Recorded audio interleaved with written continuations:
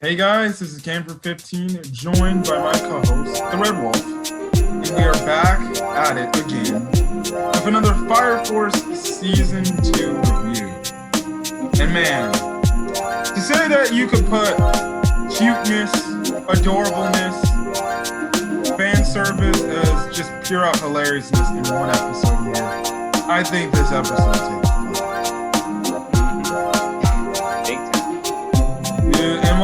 What I mean by that, if for some reason you have not watched this episode, you have the cuteness and adorableness of Iris, but you have the fan service / hilarious side of Tommy, which I think it just showed up that Tommy just jumped up every boy's freaking favorite fan service list of fan service girls.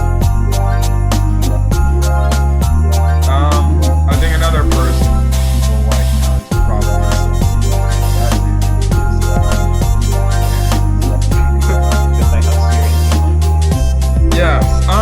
Anyways, we'll get into that. When we talk about the Tamaki stuff, that's gonna be more convenient stuff.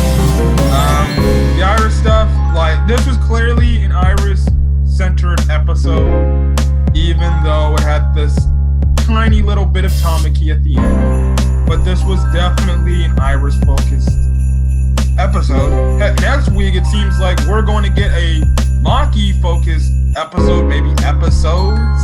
I don't know, but I'm liking how they're giving some characters some spotlight. Well, Tamaki, yes, but let's be real. Tamaki's just played for the fan series. Anyways, what happens after we don't know that stuff? The episode starts off with Company 8 doing their job. And obviously, what is it? You see the team get into motion. Now Iris looks a little, I guess you could say, concerned, or it looks like she has a problem thinking about something. Now she manages to go through the prayer.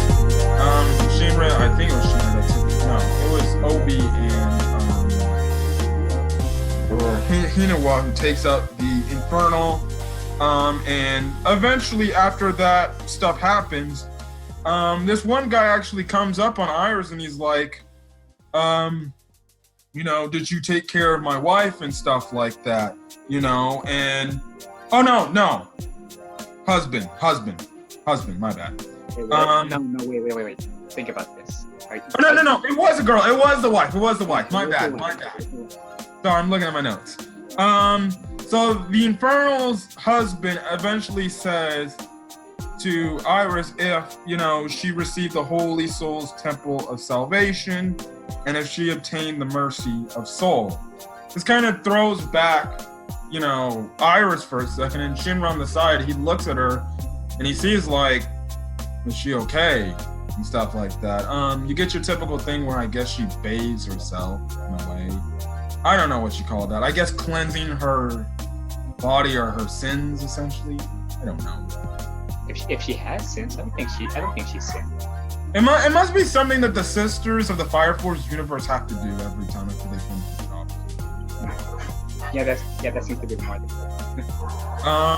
Now in this moment, she thinks about the time a few episodes ago when Shinra and the other Company 8 members said, like, it seems like the Holy Soul Temple might, be shady and they might be, working with the evangelists and they're not telling us things that, these characters should know. But it seems like, she could have, I guess you could say, a lack of faith in the church, essentially, which is all about her, storyline thing. Now, what happens is Captain Obi sends Shinra with Iris to go to the baptizing church to go baptize the weapons, so I guess they can be ready to use on the field and stuff like that. In other words, like, I guess a cleansing, I guess you can say. What I did find freaking hilarious, on the way to the church, you have Shinra with this pedo-looking face, like, I'm going on a church date with the sister. I'm going on a church date with the sister. I mean, I don't blame him. Even though he shouldn't really be thinking those stuff about his sister. Yeah. I will say, and I will give this episode's credit. Now listen, if you are a shipper in the Fire Force, I guess, series, this episode straight up kind of just, I'm just gonna be honest. It straight up confirmed that Shinra has feelings for Iris over any of the other girls in Company 8. Yeah, I guess so. He doesn't have any like moments with Maki. He has in season 1 he had a few moments with Maki. Tamaki, that's just for the Tamaki fan service. I thought they would go that direction. But really, if we're being honest, like the girl they seem to always ship him the most with is Iris. Just from the standpoint, she gives him them looks and he gives her looks of like being, flustered and stuff like that. Yeah. So this episode kind of indirectly confirmed that Shinra has a thing for Iris. So for you Shinra x Iris shippers, I hope you're happy. I know you are. Oh, I like the ship. I think it's an adorable ship. I really do think it's a very adorable ship. Especially with what Shinra says to her at the end of her little storyline. So yeah, now Shinra, he actually, because Iris goes on to, I guess, pray and do the baptizing for the things, for the weapons. Shinra, he kind of is off on a bench and he knows that Iris is apparently having problems, mentally and internally within herself. And he wants to go out there and help her, but he just doesn't know what approach he should take to do it and stuff like that. Now, Iris is baptizing the weapons, as you see her, I guess, giving a prayer. And essentially, she goes on to make a mention here, saying, who is she offering her faith to? Because with everything that's going on, and stuff like that. Now, it cuts back to Shinra. Now, Lieutenant Han Yan, who is one of the lieutenants from company, the first company, the Fire Force, he's there. He kind of goes in depth with his beliefs on, everything going on between the Evangelists and the Holy Soul Temple, and the fact that the Holy Soul Temple might be shady and stuff like that. And essentially, he kind of says, listen, I'm going to believe and have the belief, of what I truly do believe in, and it's not going to waver my faith, essentially, from what he was essentially saying. Even though, the stuff he heard did throw him off a bit, but, he's going to still stick to his beliefs and stuff like that. Now, after that happens, before the whole infernal breakout with the priest thing, Iris asked Shinra what he thinks of people who believe in the Holy Soul Temple. Like I said before, he even answers that question. A priest apparently turned into Infernal midday. And at first, the sister is like, the father always prayed. Why would this happen? Why would, this, she was essentially saying, like, why would God forsaken him or something like that? And you see, it cuts over to Iris, and Iris gets a little bit, scared and intimidated. And at this point, I was thinking, I'm like, is she like having a fear of the fact that if she feels like she prays too much, she could turn out like the priest and turn into an infernal? That's what I thought at first. Did you have that feelings of why she could have been scared like that? The way that scene played out, I had a feeling that would happen. But it didn't. Yeah. Now, eventually, Shinra does beat the Infernal, the priest Infernal, and after they're all like, done, the other sister nun, she goes on to question, like, what does God take their prayers for? And I'm talking about not God in the real world, guys. I'm talking about God in the Fire Force universe. Because apparently, I guess their God could be the evangelist character, which, Shinra and Iris do talk about. But, you know, Shinra kind of calms Iris down and saying, like, listen, believe what you want to believe. It's up to you, and I'm not going to judge you for it, and stuff like that. And I do like this scene, especially how they tie into the sunflower stuff. I did like what she... That was adorable. I did like the scene, which is actually the thumbnail of when you see Iris crying with the sunflowers in the background. I did like the fact that Shinra said, "You are the sunflower of the 8th," which I thought was just flat out adorable and just flat out cute, and it really got Iris in her high spirits again. And I was like, oh, that was definitely. I was like, that was worthy of Shinra getting a kiss from Iris. But okay, don't give it to him yet. Well, I don't know if that'll ever happen, but yeah. Now, after they're done doing all the stuff, one, she's able to baptize the weapons again and do it much more better, because the first time she actually got yelled at by one of the sisters when she was doing that, as she says. But as they're leaving the baptism church, you get another shipping moment where Shinra is carrying Iris on his back. Yeah. Even though Iris is like, come on, let me carry the things. And he's like, no, don't carry it. And hey, he's being a gentleman. You should have never let a girl carry things like that. But he manages to carry her and stuff like that. She goes on to say, like, if there's anything I need to tell you that I'm concerned about, I promise to go to you first. And essentially, when Shinra looks back at her, he sees the first pillar and Iris again. And you see the first pillar, and then it shifts back to Iris's face. And I'm like, I think not. Okay. This is my speculation theory. You can agree with this. Ever since they made the first pillar a huge thing about this season, as well as Shinra saying she looks like the sister. Either there's one of two things that could happen here, guys. Now, one, do not put spoilers in the comment section regarding anything that happens in the future in terms of the manga, because I know the manga is like vastly ahead of the anime. Now, this is my first theory.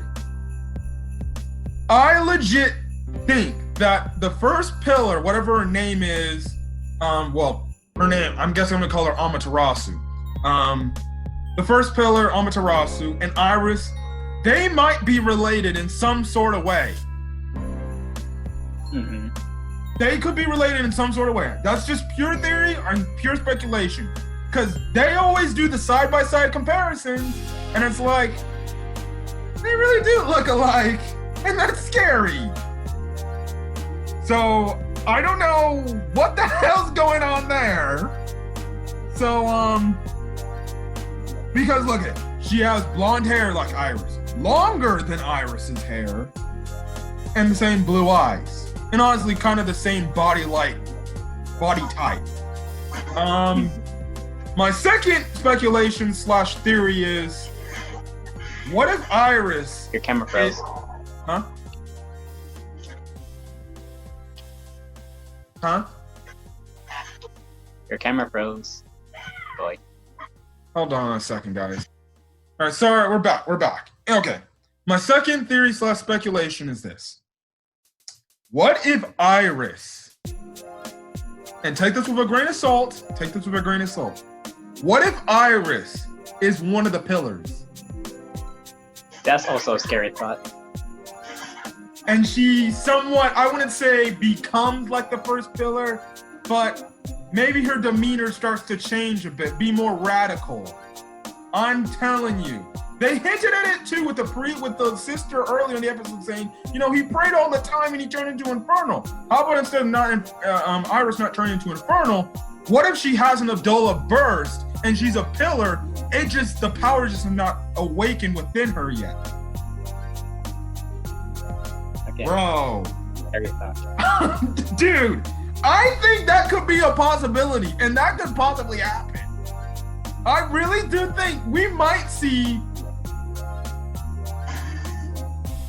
There's 8 pillars, right?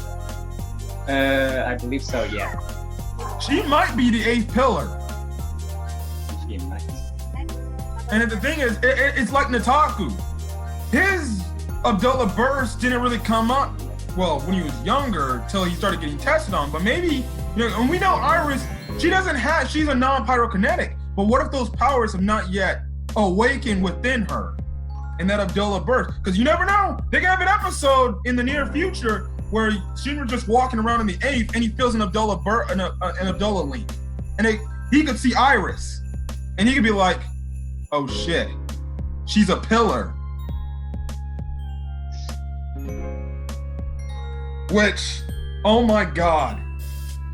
That would be fucking crazy. Because then the fight between the Evangelist and the Fire Force just for Iris would be insane. That's just pure speculation, pure thing. So, like I said, take it with a grain of salt, but I think my second speculation could be more of that than the first one, but it is what it is. Your thoughts on the speculation that I have, or the theories?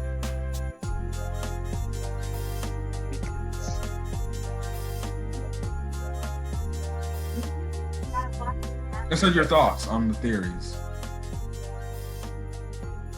I partly agree with those theories of yours, because I do have a feeling like I kind of feel like Iris might take a turn for the worse somehow. Yeah, they have hinted at this on multiple occasions. They didn't just do the whole thing where Shinra looked after her and saw the first pillar just because, oh, she looks like the first pillar. They did it for a reason, and I feel like they're giving us little hints of maybe a foreshadowing, like, here you go. There you go to speculate. So yeah, the Iris thing, regardless, that was really adorable, really sweet, and really nice, especially with what Shinra said at the end. I thought that was just, a really great line that he said to get Iris back to her old cheerful self. So, would you care to finish off the review talking about the assault storyline in this week's episode? I'm pretty sure you all remember Assault. That one guy that Tamaki fought back when they were like looking for Shinra's brother, I believe. Yeah. Yeah. Apparently that guy still has been training ever since that day for a certain reason. Because he has pretty much a phobia of looted things especially from Tamaki. And we all know how Tamaki dresses back then. I don't really see her dress that much, like that much anymore. And they barely showed her Fire Force design, and plus she's kind of taking the role as the second sister. Mm-hmm. Oh boy. I blame the rants that they've been getting ever since that fan service scene from the first part of season 1 and season 2. Anyways, go on. So yeah, Assault has been training his nurse to take out Tamaki, and he tried constantly since that day of training. He failed again because he was all like, the first part he was all like, oh my god, it's so much different from movies and looted magazines and stuff. And then the next time he tried it, he went directly to the strip club, right? Yeah, he went apparently to a strip club, like legit a full-on joint. And this one girl comes up on him, kind of, I guess, flirts with him essentially. Mm-hmm. And he's like, "That's it. That's what I gotta do." Mm-hmm. Then he tried again to go after Tamaki. Someone got stripped all naked and stuff, and she was all like bashful and stuff. And that's what turned on the Assault again. He failed again. Like, oh my god, the bashfulness! I can't take it anymore. Then he passed out. Okay, what happened next? He's with the Evangelist group, and Oh yeah. It was the one weird-looking hair guy we saw earlier this season, along with, God, the voluptuous Arrow that everybody apparently is a fan of now after that one episode when you just saw how thick she is. I'm not gonna blame them. I'm not gonna blame people for simping for Arrow, but let's be real. Everybody's simping for her. Yeah. Oh boy. I wonder what her story is like. That's my question. I'll be right back, Cameron. I'll be right back, guys. I'll pause the video. All right, we're back. You were saying? But yeah. So now he trained to the point where he can stop one of arrows with just one finger. And now he's off again to face off Tamaki again. I don't know. I guess that's just a comedic. I think it's one of those like episode cliffhangers where it's like, you know, you won't see the resolution to it next week. It's gonna be like it's gonna be like the SpongeBob SquarePants thing when they end up in like a situation where, you know, you think they want to get back to normal, but then you see the next episode of SpongeBob, things are back to normal. And then the way they ended, it's like the man who I guess isn't so honorable or something like that because he can't stop looking at looted things and stuff like that. So yeah, that's where the episode ends off. That was freaking hilarious.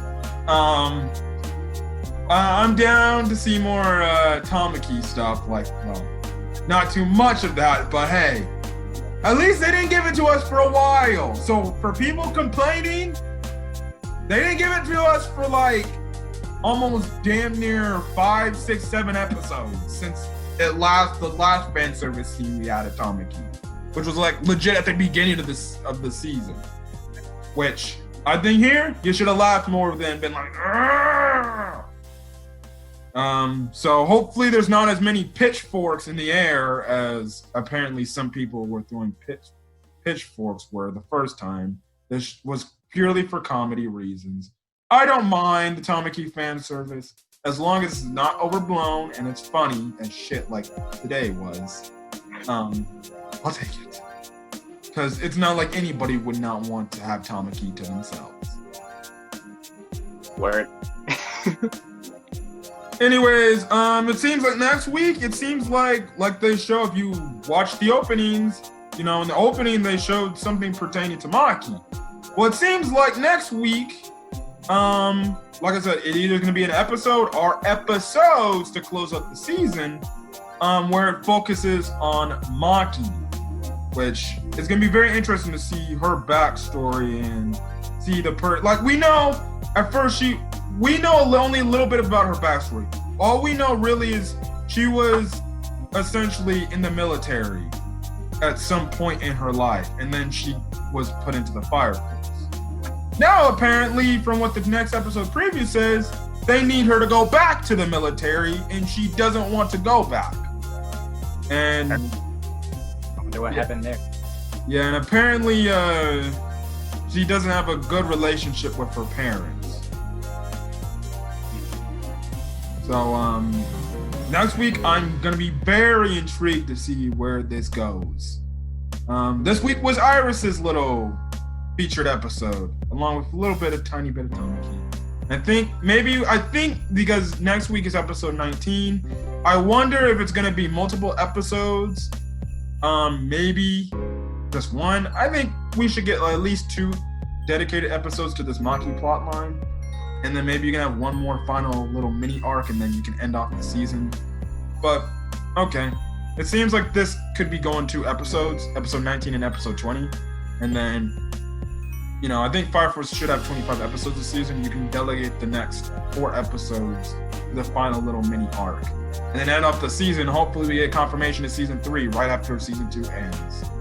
So, yeah. So that's all I gotta say. I'm looking forward to next week. I like this week's video, this week's episode. So yeah. So anyways, if you guys like the video, leave a like. Put in the comment section your thoughts on the video, as well as this episode. Again, do not post spoilers regarding anything in future events pertaining to the manga. So me and the Red Wolf did not get spoiled. as well as hit that subscribe button to get more Fire Force content on a weekly basis till, I'm guessing, the next 5 weeks, and then it's completely over. As well as hit that notification button to get more updates on whenever I upload to the channel. Like I said, Fire Force will probably be ending within the next 5 weeks, but hey, Winter Anime is looking strong because we got a Shield hero. Please. You're welcome, Cameron, for introducing you to that anime. Yes, I know.